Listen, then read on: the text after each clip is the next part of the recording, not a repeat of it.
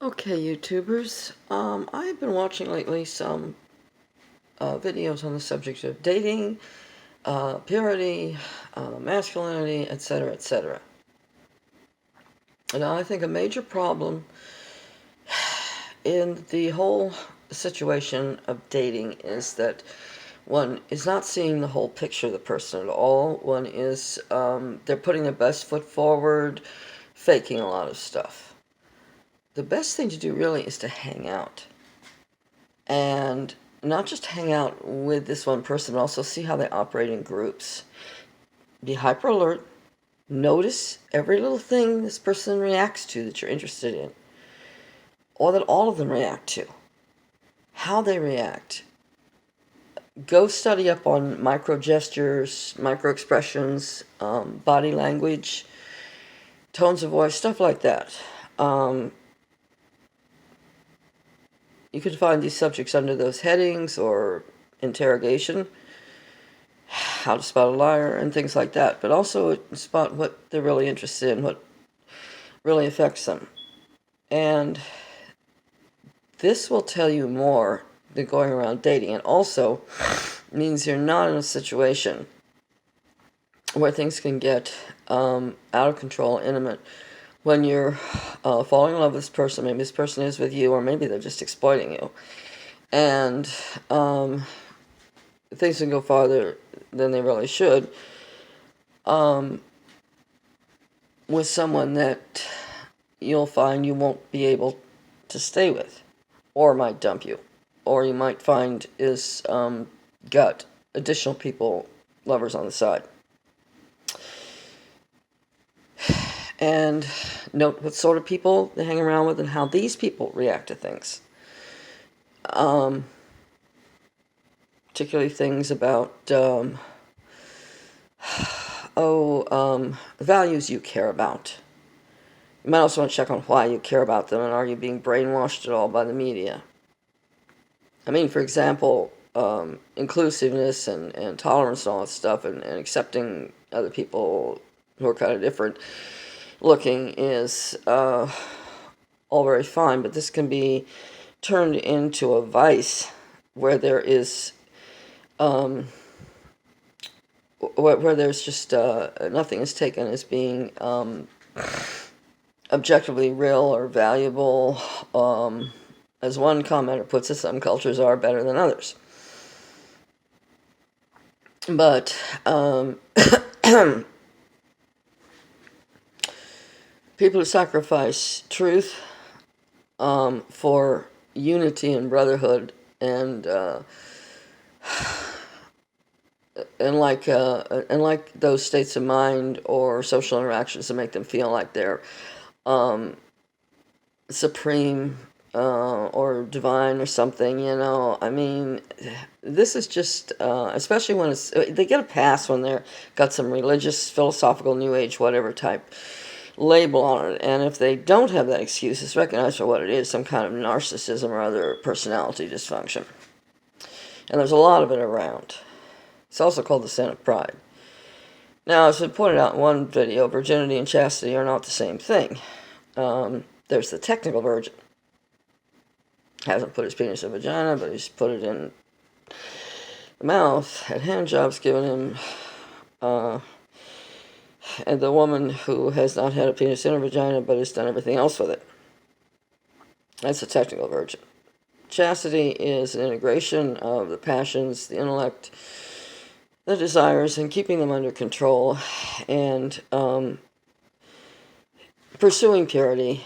And one may or may not be a virgin. One might have a very unchaste past, but has decided to pursue chastity and stay with it. And a virgin might just be that way because they didn't have much of an opportunity.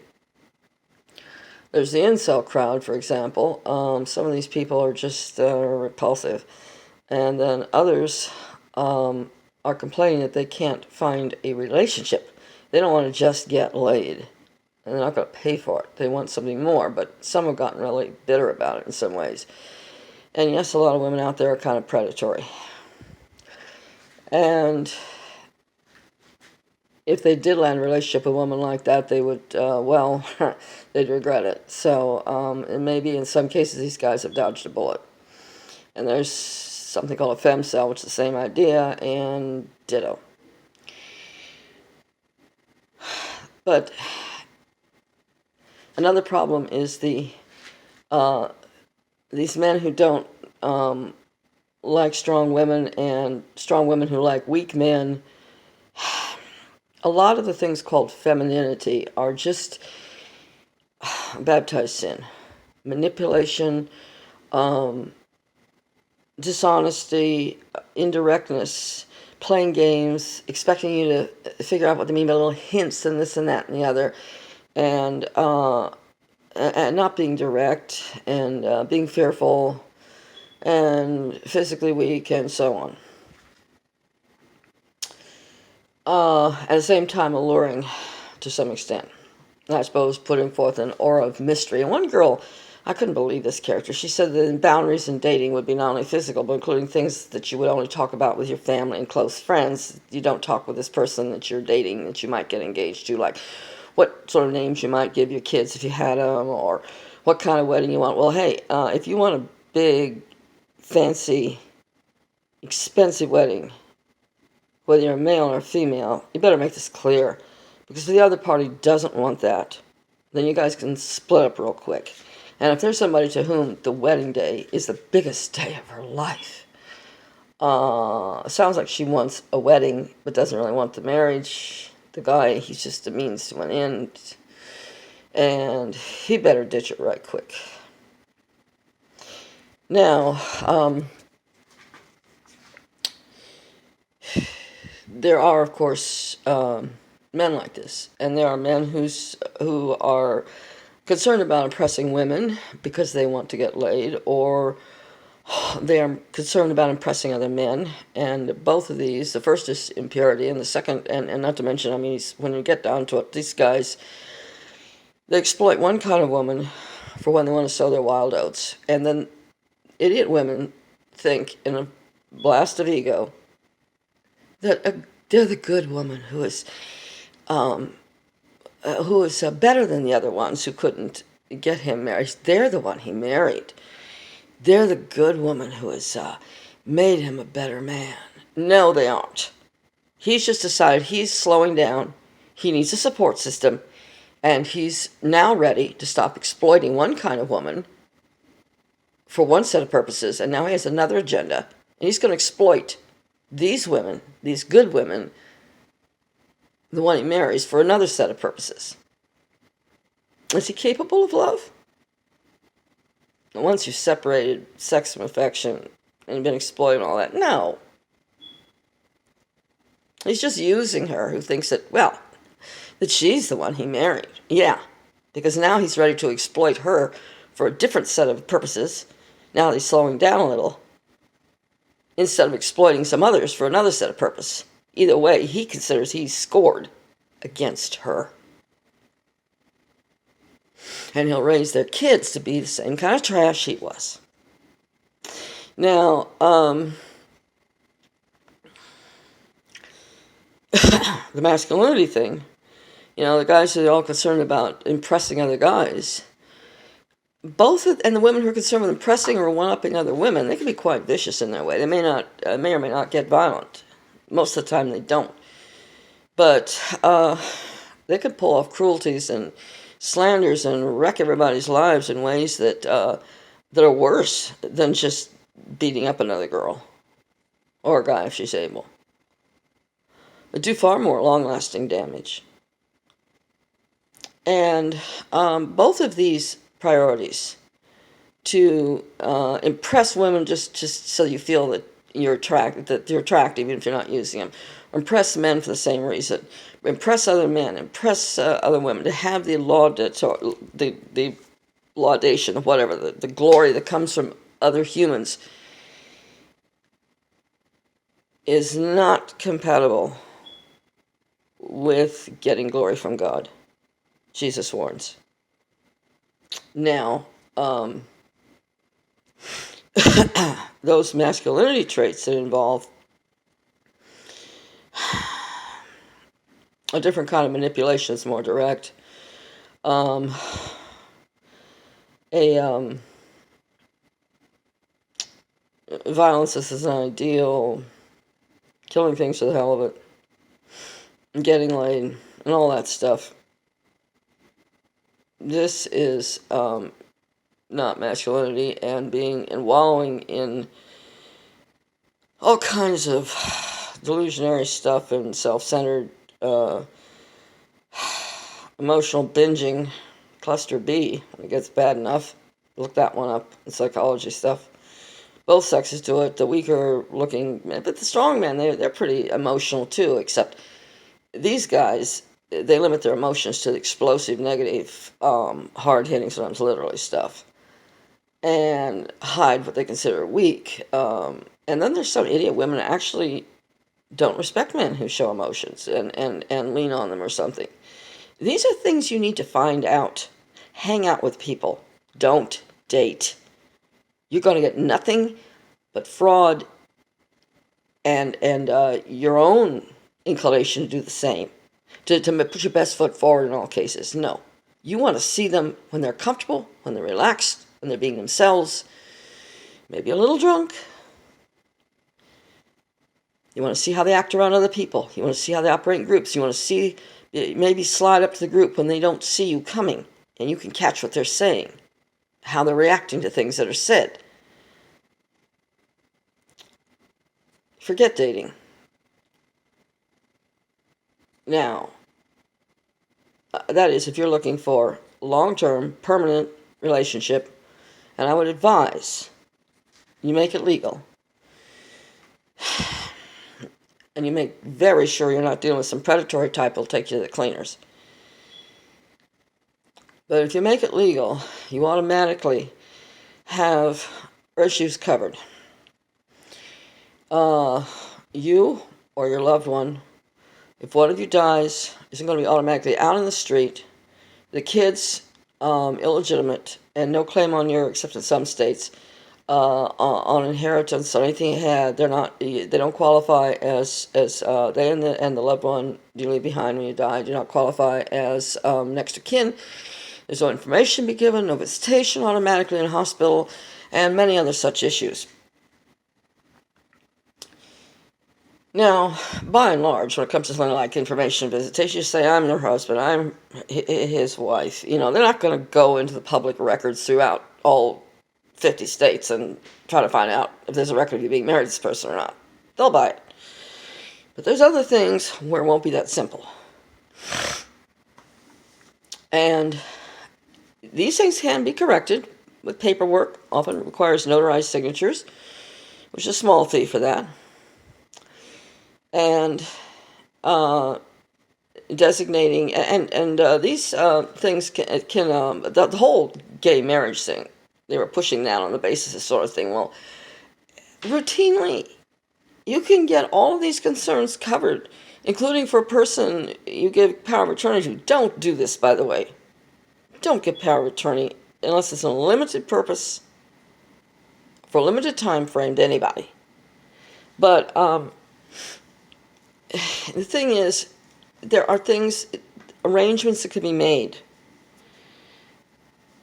And that even if there's no kind of romantic, sexual, or any kind of relationship, just as the person who's going to cover for you in some situation, if you're a single parent, here's the kids that need somebody to immediately be able to fall back on legally, pets, something about the house, whatever. These things can be done.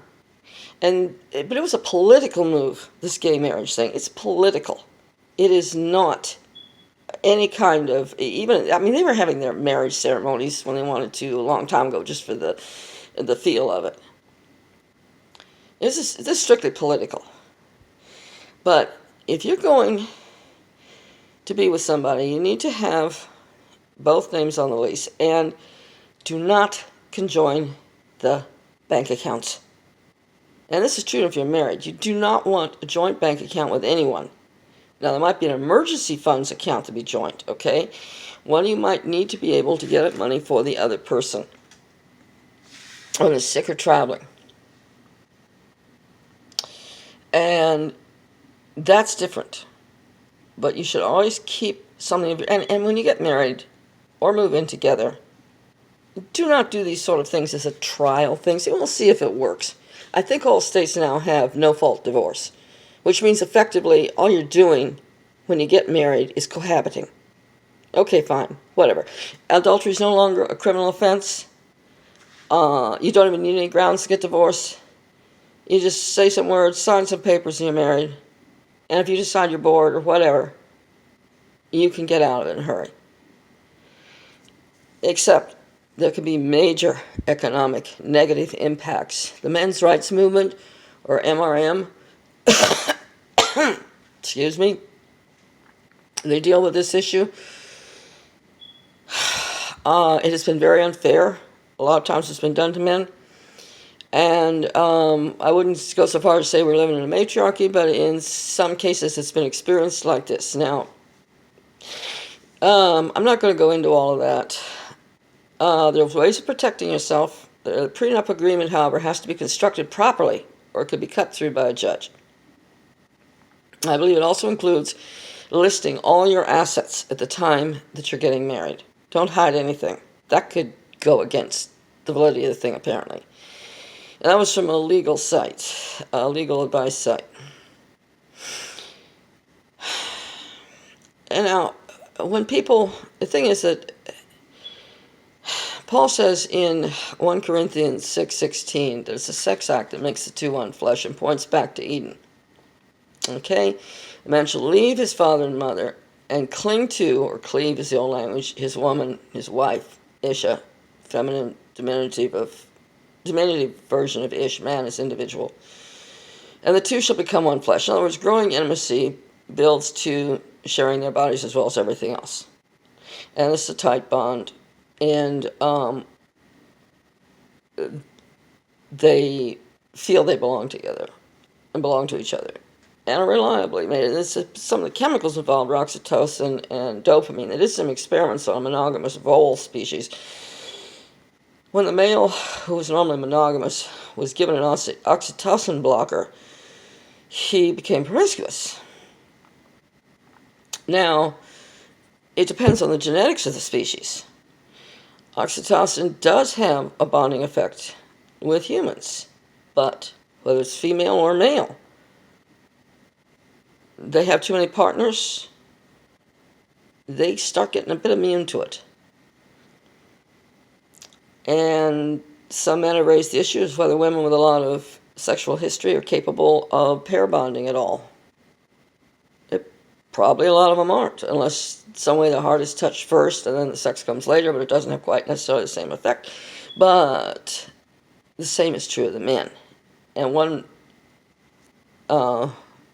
forum, there was a guy counseling another about the issue of getting immune to oxytocin so that he wouldn't be so easily trapped by a predatory woman who gets him in the sack, and then later he thinks he's going to have a wonderful sex-laden life and he gets married and everything goes to hell. Obviously, it does have an effect on both sexes. And the primal pattern, and it's another thing, you don't want a mama's boy. You don't want somebody who's wrapped up with their, and you should look at the Narcissistic Resistance YouTube channel and Be Good 4000 YouTube channel and some others. Now, there are some narcissists who are masquerading and being anti-narcissist YouTube channel purveyors. But the thing is that